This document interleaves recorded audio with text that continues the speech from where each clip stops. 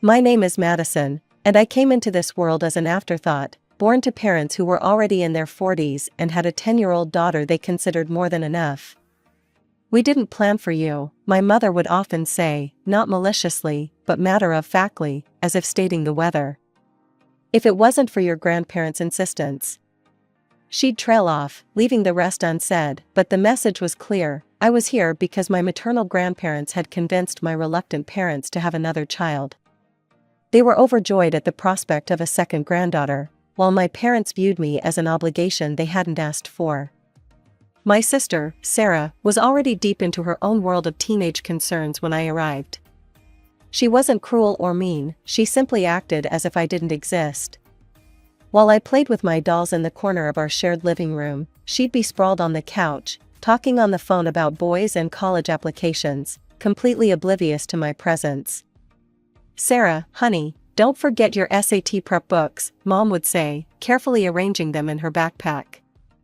Meanwhile, I'd be sitting at the kitchen table, waiting for someone to notice I needed help with my homework. But help rarely came from my parents.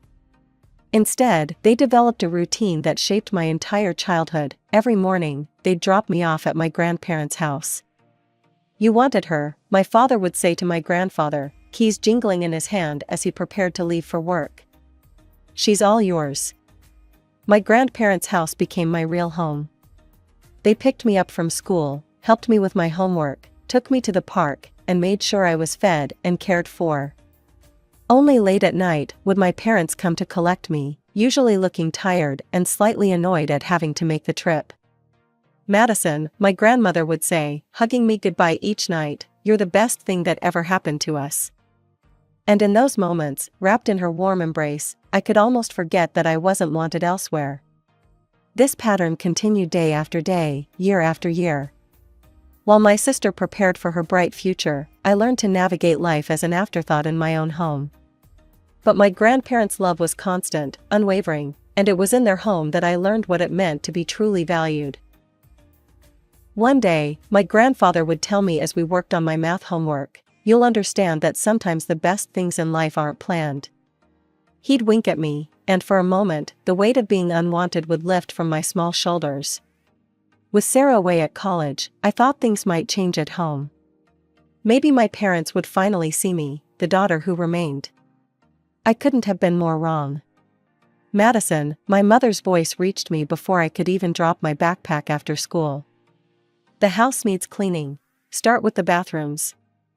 What had once been Sarah's chores now became mine, along with a host of new responsibilities. The washing machine became my constant companion, and I learned all its quirks and settings by heart. The housework seemed endless. "You live here, you need to contribute," my father would say whenever I showed the slightest hesitation. "Your sister always did her part." By the time I was 14, I had graduated from cleaning to cooking. It wasn't a gradual transition. One day, my mother simply stopped making dinner. "You're old enough now," she announced one morning. "We expect dinner ready when we get home from work." That first night, I made spaghetti. It was slightly overcooked, but edible. My parents ate in silence, then my father looked up from his plate. "Tomorrow, try something with chicken," he said, his tone making it clear this wasn't a suggestion. My only escape was dreaming about college. Every night, after finishing the dishes, I'd retreat to my room and browse university websites. I'd imagine myself walking across different campuses, far away from the endless chores and cold silences. Then, when I was 16, Sarah came home with news that changed everything. She bounced through the front door one Sunday afternoon, dragging a tall, well-dressed man behind her.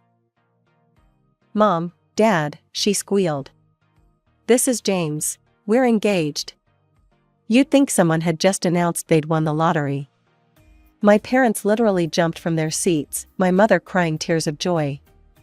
My father was already pulling out his phone to call relatives. "We'll pay for everything," my mother declared, hugging Sarah. "Our first daughter's wedding has to be perfect." The wedding preparations consumed our house for months. Every conversation revolved around flowers, venues, and guest lists.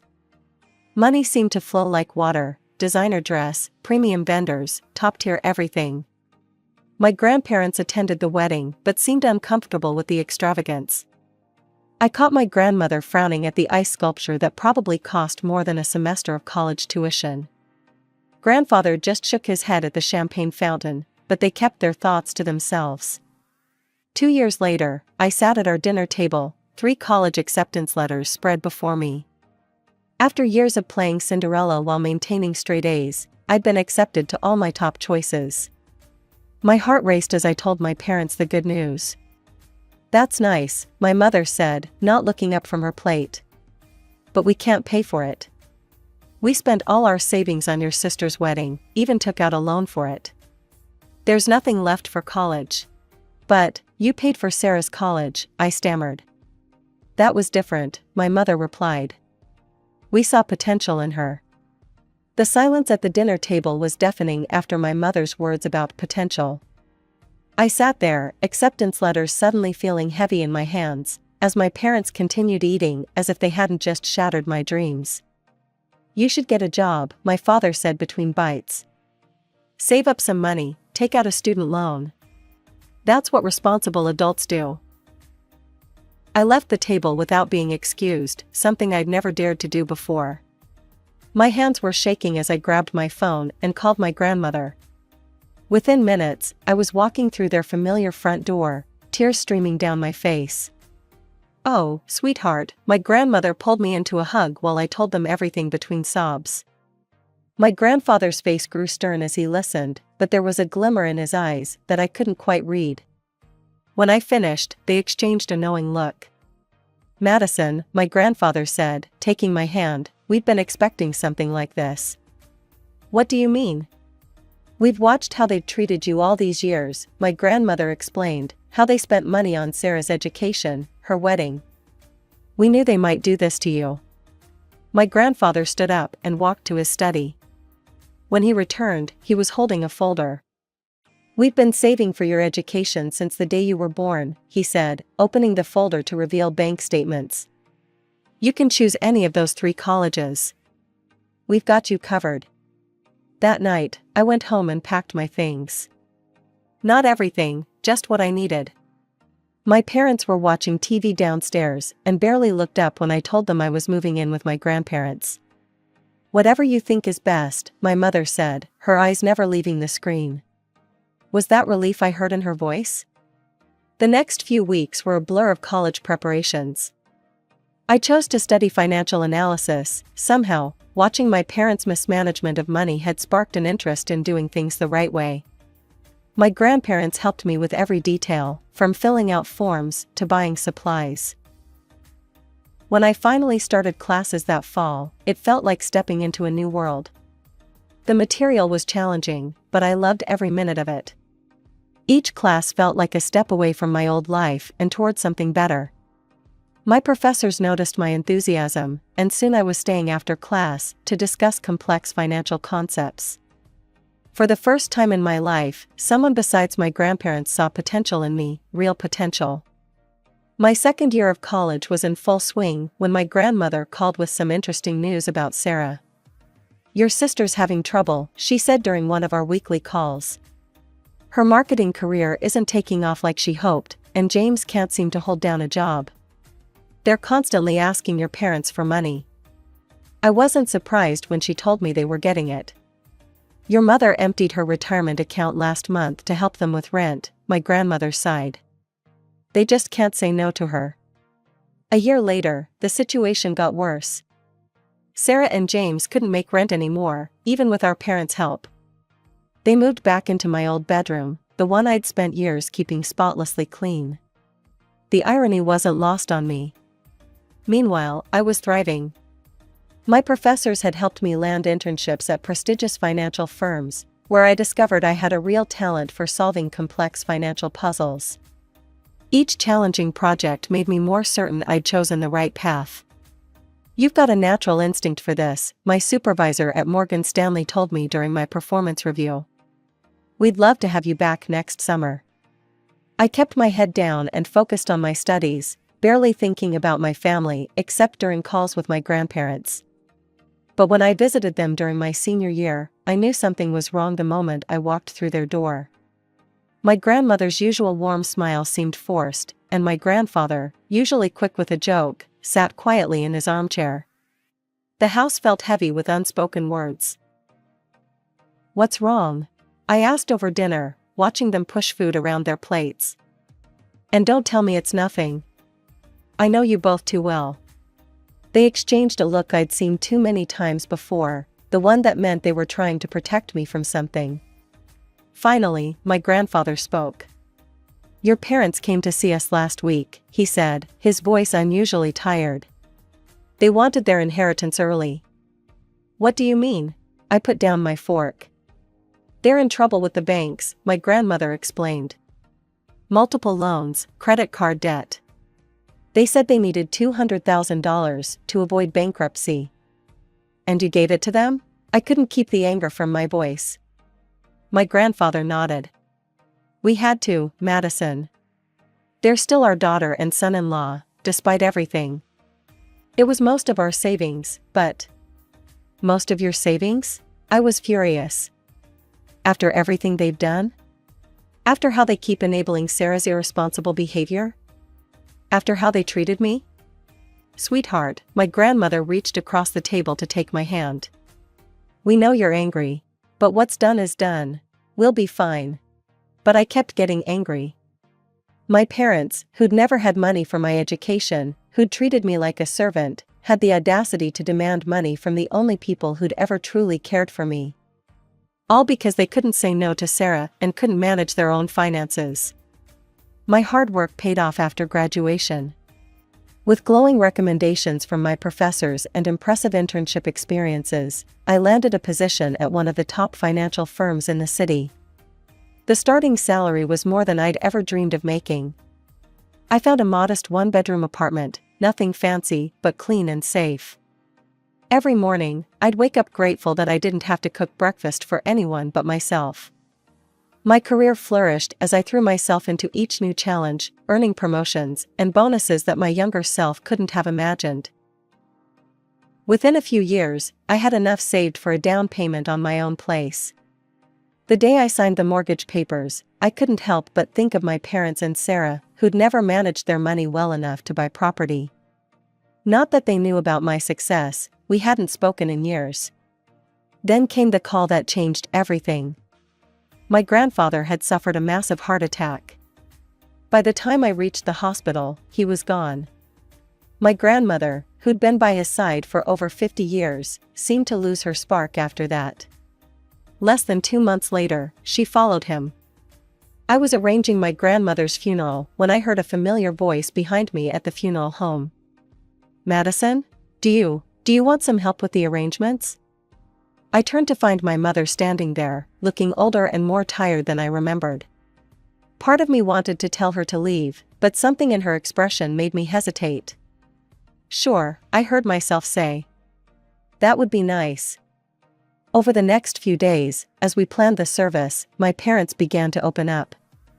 They were struggling, they admitted. Retirement hadn't been kind to them financially. "We barely make ends meet," my father confessed one afternoon while we were picking out flowers. "And with Sarah's twins." "Twins?" This was news to me. "Yes, 4-year-olds, my mother jumped in. "Such beautiful boys, but they need so much. Sarah and James still can't manage on their own, so we help where we can." I nodded, keeping my expression neutral. Some things never changed. A week after we laid my grandmother to rest, we gathered in a wood-paneled office for the reading of the will. I sat across from my parents, with Sarah and James slouched in chairs beside them. The room smelled of old papers and furniture polish, and the tension was thick enough to cut with a knife. The notary, Mr. Patterson, adjusted his glasses and began reading in a monotone voice. I expected the usual legal jargon, but what came next made everyone sit up straight. "To our beloved granddaughter, Madison," he read, "we leave our house at 1542 Maple Street and the sum of $150,000. The silence that followed was deafening. Sarah's mouth fell open, and my mother gripped my father's arm so hard her knuckles turned white. Mr. Patterson cleared his throat and continued, and a personal note from Mr. Henderson to his daughter, Margaret. He looked at my mother. The note reads, "Margaret, remember that we gave you $200,000 when you needed it most. This is our final decision, and we trust you will respect it as we respected your needs then." My mother's face flushed red, then pale. My father stared at the floor, while Sarah and James exchanged worried glances. After the notary finished and gathered his papers, my parents approached me in the parking lot. The confident demeanor they'd shown during the funeral arrangements was gone, replaced by something almost desperate. "Madison, honey," my mother began, her voice trembling, "you have to understand, we always thought we'd inherit the house. We were counting on it. We're struggling," my father added, running his hand through his gray hair. "The mortgage, Sarah's family's expenses, we could really use the house." I looked at them both, remembering all the years of neglect, the constant reminders that I wasn't wanted, the refusal to help with my education. "No," I said firmly. "The house is mine. That's what Grandma and Grandpa wanted." They continued pleading, following me to my car, but I stood firm. Sarah joined in too, talking about how her boys needed a yard to play in, but I simply got in my car and drove away. A week later, my phone rang. It was my mother, asking me to come over for dinner. Something in her voice sounded different, humbled, perhaps.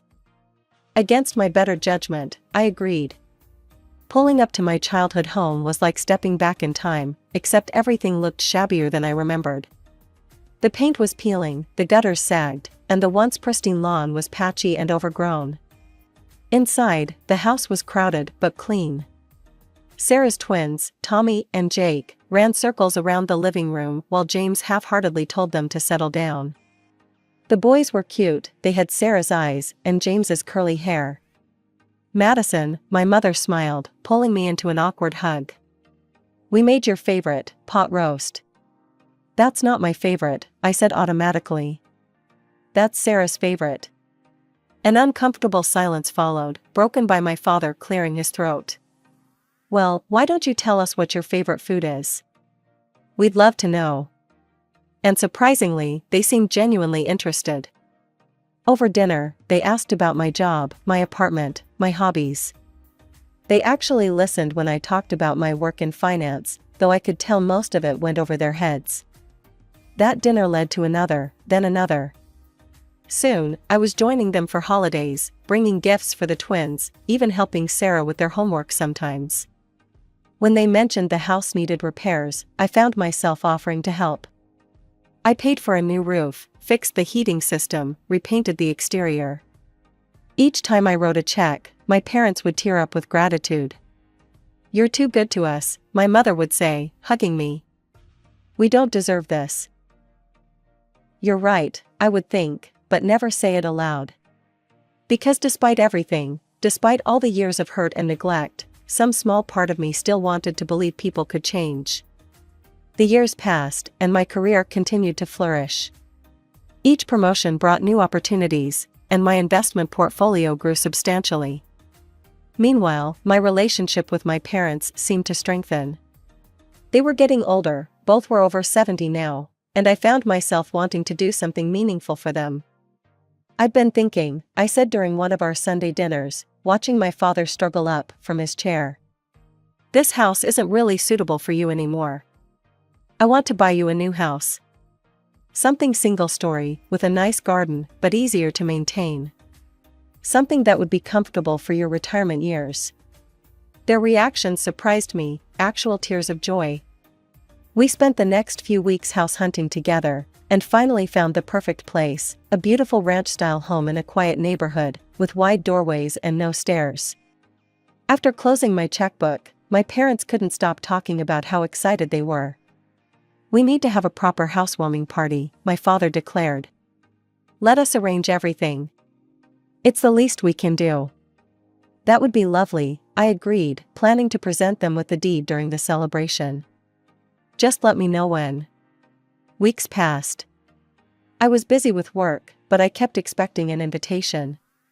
When nothing came, I started asking about the date. Oh, we're still planning, my mother would say. You know how these things take time. We want it to be perfect, my father would add. We'll let you know soon.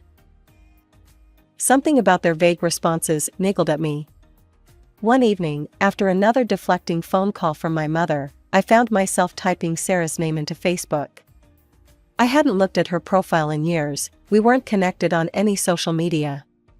There it was, posted just hours ago, so excited for Mom and Dad's housewarming party this Saturday. The new house is gorgeous, can't wait to celebrate with everyone. The post had dozens of comments from relatives and friends, all confirming their attendance. Photos showed decorations being set up, caterers being booked. This wasn't a last-minute gathering, this had been planned for weeks. My hands shaking slightly, I called my mother. Hi Mom, I kept my voice casual. Just checking in about the housewarming party. Have you set a date yet? Oh honey, not yet, she replied smoothly. Probably in a couple of weeks. We're still working out the details. We want everyone to be able to come. Everyone except me, apparently. That Saturday, I parked my car a block away from the house I'd bought. Music and laughter drifted through the evening air. Through the large front windows, I could see dozens of people milling about, relatives I recognized, friends of my parents, Sarah's social circle. The front door was unlocked. Of course it was, they were expecting everyone except the person who actually owned the house. I slipped in quietly, following the sound of my father's voice, to the living room. And after all these years of hard work, we finally did it, he was saying to a group of attentive listeners. Bought our dream home. Don't forget about Sarah, my mother added proudly. She helped so much with the down payment. Such a wonderful daughter. Always taking care of her parents, someone commented. Unlike some people, my mother said pointedly. You know, our younger daughter hasn't helped us at all. Probably too busy with her career to care about family. I stood in the doorway, heat rising to my face as I watched this performance. Sarah beamed beside them, her 7-year-old twins running between the guests in the house I'd bought. Actually, I said loudly, making everyone jump, I think you've got that backwards. The color drained from my parents' faces. Guests turned to stare at me, whispers rippling through the crowd. Madison, my father recovered first, his smile tight. What a surprise. I'm sure it is, I replied, stepping into the room. Especially since you forgot to invite me to the housewarming party for the house I bought. Dead silence fell over the room. Sarah's husband suddenly became very interested in his shoes. Well, my mother's voice had an edge to it, what's done is done. You bought it, yes, but it's ours now. You can't expect eternal gratitude. That's right, my father added, gaining confidence. And frankly, you're not welcome here. This is a family gathering. And Sarah and her family will be living here too, my mother announced. They've already sold their house. It's all arranged. I couldn't help but laugh, a cold, harsh sound that made several guests step back. Reaching into my bag, I pulled out a folder.